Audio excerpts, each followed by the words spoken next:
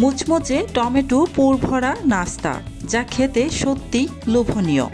আজকে দেখাবো কিভাবে খুব সহজে এবং দ্রুত এই সুস্বাদু নাস্তাটি তৈরি করতে পারবেন।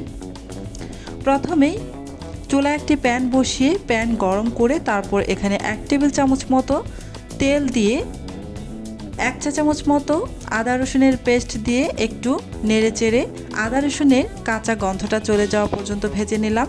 তারপর এখানে একটি মিডিয়াম সাইজের পেঁয়াজ কুচি আর একটি কাঁচামরিচ কুচি দিয়ে দিলাম। দিয়ে আবারও একটু নাড়াচাড়া করে আবারও কিছুক্ষণ ভেজে নেব।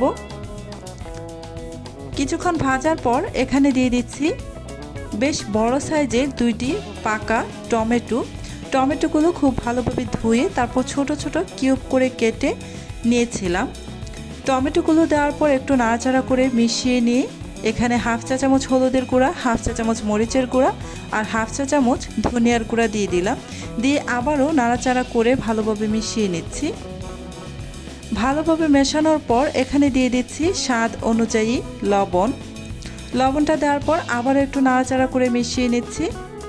এবার বেশ কিছুক্ষণ আমি এটাকে রান্না করে নেব যেন টমেটোটা একদম সফট হয়ে গলে যায়।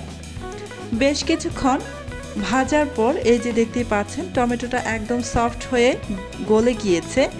এবার এটাকে নামিয়ে সম্পূর্ণ ঠান্ডা করে নিতে হবে।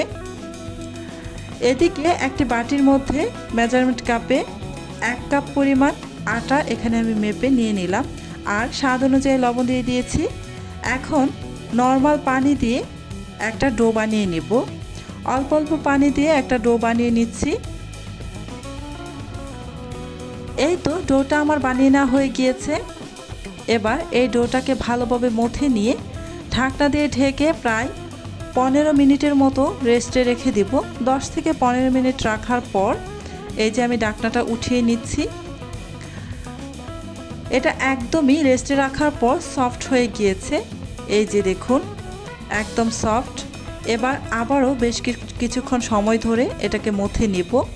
খুব ভালোভাবে মথে নেবেন, এতে করে টমেটোর এই নাস্তাটা একদমই মসৃণ হবে, দেখতে খুব সুন্দর লাগবে। এই তো ভালোভাবে মথে নিয়েছি। এবার এই ডোটাকে আমি 2 ভাগে ভাগ করে নিচ্ছি।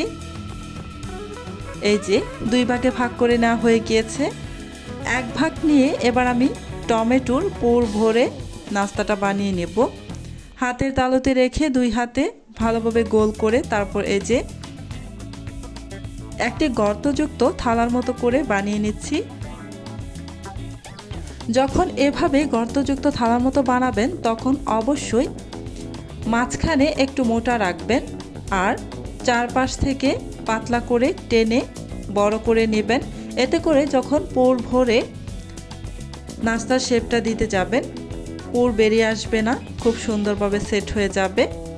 এই যে পুরটা ভরে আমি এই যে 2 পাশ ধরে টেনে ভালোভাবে সিল করে নিলাম। এবার এই যে একটু খেয়াল করলে বুঝতে পারবেন আমি কিভাবে মুখটাকে বন্ধ করে দিলাম। এভাবে মুখটাকে বন্ধ করে দিলে একদমই পুরটা বাইরে বেরিয়ে আসবে না।